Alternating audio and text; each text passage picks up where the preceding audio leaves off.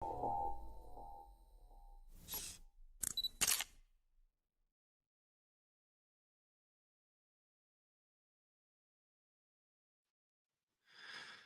evening, everybody, from Destination Camlough, Bessbrook, and Darnamore.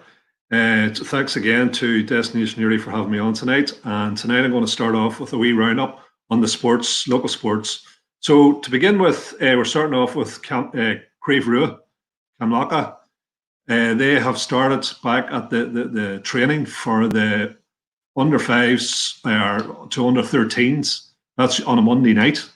And you can see some of the young kids out there playing on the Camlough pitch. That's their club there in the background. That's on High Street.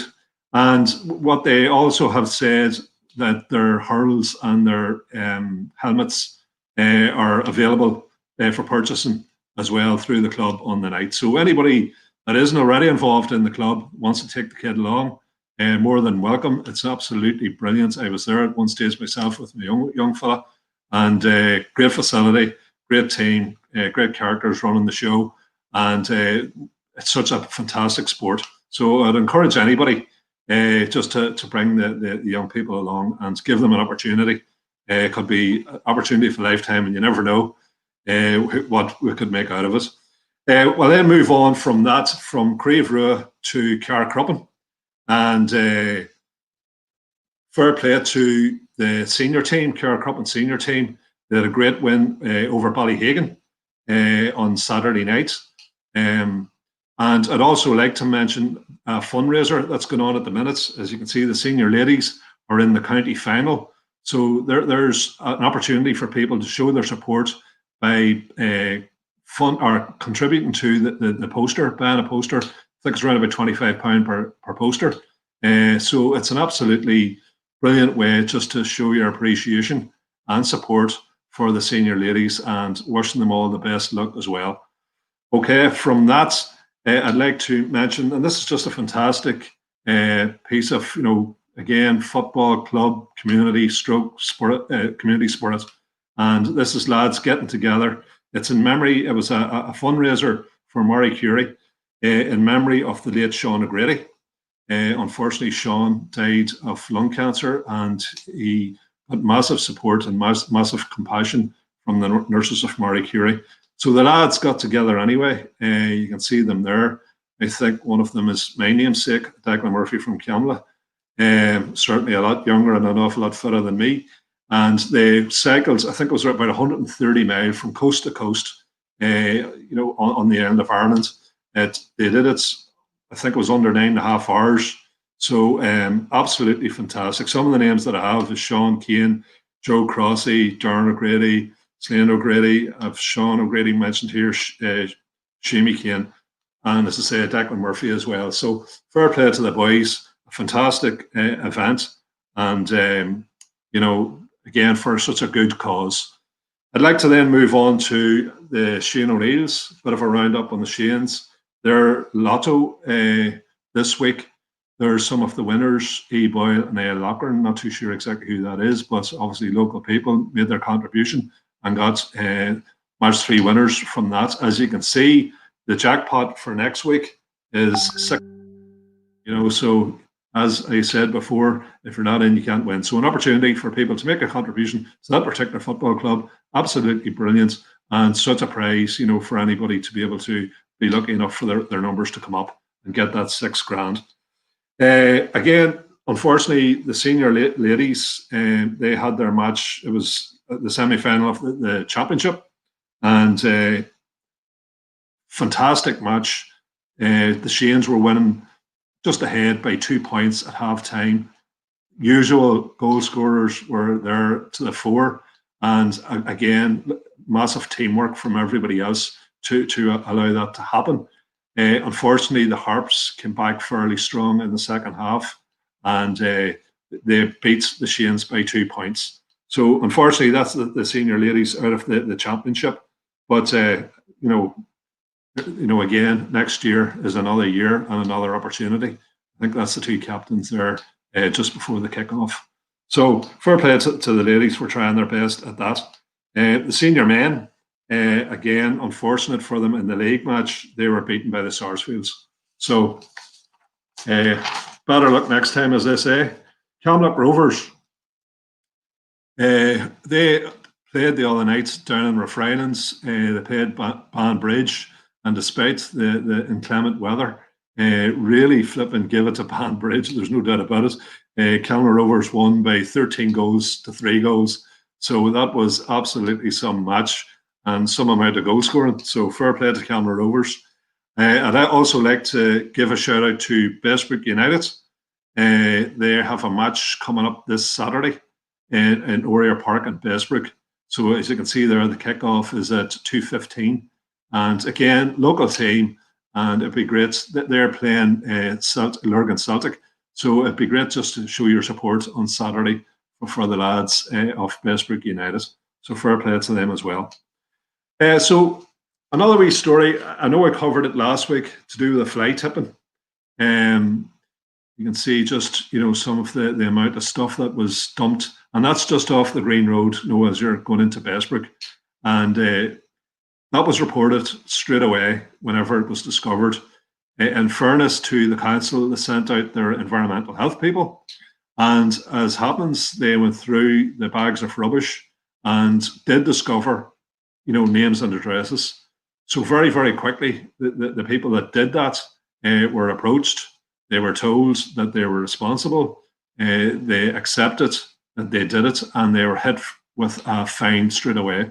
So that's an on-the-spot fine. The irony of all of this is that the recycling centre is less than half a mile away from where this was dumped, and it certainly wouldn't have cost them anything just to bring that stuff up to the recycling centre. But now they're left with a hefty fine. Now, I know exactly who did this. I'm not going to say anything at the minute. However, if there is a repeat, I definitely will. We will name and shame. But hopefully there won't be a repeat. Hopefully people have learned their lesson. But it's an expensive way to learn a lesson. And it's not fair, because at the end of the day, the ratepayers have to pay for that to be disposed of. So it's not fair on us, having to do that either. But anyhow, fair play to the council, did their business, come out, they identified the perpetrators, they were confronted, they're hit with a fine, and now they're left with a fine to pay because of their recklessness with their own rubbish.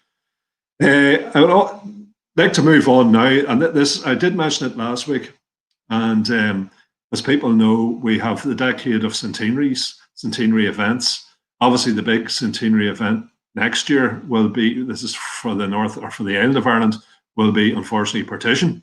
And, the consequences of that, some will celebrate it, some will commemorate it. But anyhow, what I'd like to speak about is the centenary of the ambush at the Egyptian Arch that took place on December the 12th in 1920. So that'll be 100 years ago this December. That was in the aftermath of the attack on the Camlough Barracks. Camlough Barracks was an RAC barracks. It was one of the most heavily staffed, or manned, as they call it then, barracks in the area. RIC, you would have black and tans, people like that in and out of the barracks, and they were using that as a base. Obviously, this was during the Tan War, or some people call it the War of Independence, and that was the name of the game at the time. You had the IRA, local IRA in the area, and they were obviously targeting RIC barracks. So the plan was that the barracks, Frank Aiken, he was the leader at the time. Frank Aiken eventually went on to be the chief of staff of the IRA. He was the longest serving Fianna Fáil TD, and that record has never been broken. He served County Louth for 50 years. He was Taoiseach at one stage, and he also, on behalf of the Irish government, was in the UN. So at that particular time, young man in his 20s, he was in charge of the area in the Camlough area. Himself and a number of other people, including my grandfather, were involved in the attack on the barracks. Apparently, there was 200 volunteers from all over South Armagh were involved in that particular attack. In Newry, the local volunteers from Newry, their job was to prevent the Black and Tans and the RIC from coming up out of Newry up the Camlough Road in the middle of that particular gun battle, so that the area volunteers in Camlough wouldn't be surprised. Whenever the volunteers that were at the Egyptian Arch, the Newry volunteers, heard that the attack in Camlough had started, they blocked the road. Within, I think, minutes, the Crossley tenders were coming out of Newry. I think there was around about 39 black and tans and RIC with them. Now you have to remember, the black and tans were fairly well experienced. Many of them had fought during the First World War. They were fairly ruthless, experienced, and they were better equipped than the volunteers that were trying to prevent them from coming up the Camlough Road. Within minutes of arriving, the black and tans opened up with heavy machine gun fire, and one of the volunteers was killed immediately. He was Peter Shields, young fella from County Derry, or maybe Derry City. I know he's from the County Derry area anyway. He worked for Cahill Brothers on Hill Street in Newry, and he was killed straight away. Two other volunteers, Peter Shields from John Martin Street in Newry. Unfortunately, he was injured. He was taken away. I think he was taken initially to Omeath, where his wounds were tended in the convent. He was then moved to Alexian Brothers. I think it's the Alexian Brothers up by the Ballymac. But unfortunately, on Christmas Day in 1920, he died of his wounds. Another young volunteer, John Francis O'Hare from Needham Street in Newry. He was a bookkeeper at Quinn's the Milestone, if any of you remember that. Quinn's the Milestone, I think, on Hill Street. And again, unfortunately, he died a few months after the attack from his injuries as well. But the Black and Tans eventually got into Camlough. On that particular night, they burnt quite a few local people's houses, burnt them to the ground. One of them is now the Yellow Heifer. If anybody knows the Yellow Heifer, the front part of the Yellow Heifer itself is still part of the old building that was burnt by the Black and Tans on that night. I know my grandparents' house was burnt on that night, and I think Frank Aiken's house, three or four houses in front of the barracks were also burnt. So anyhow, the reason why I'm mentioning this is because some people, the Common in Newry they're going to mark the centenary, and they're putting together a programme of events for that particular weekend. And in conjunction with the Common in Camlough, we're also going to mark the centenary. We have a centenary garden in Camlough.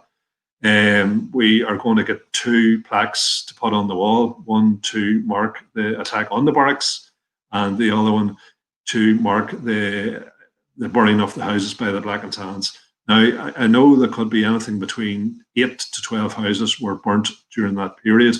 There's a couple of young people in the village are trying to track down, exactly who owned the houses at that particular time. Is there any family members, like next generation after that still alive? And we hope to include all the names of the families who owned the houses at that particular time on the plaque. And those 2 plaques will be erected sometime in December. So that'll be part of the centenary celebrations, both in Camlough and Newry. So that's really it on the centenary events for the Camlough area. I'd like to mention, and it's just one birthday shout out I have for tonight.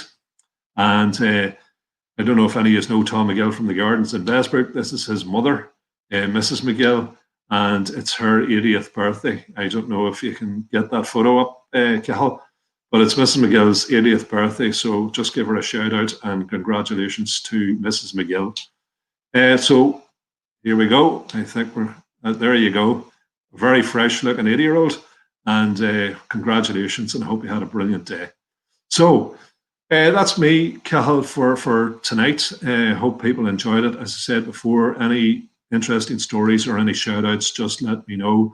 There is a few other things that I have in the pipeline that I'll just keep for next week, stuff that we're working on at the minute. But that's it, as I said, and slán go fóill agus Hawaii.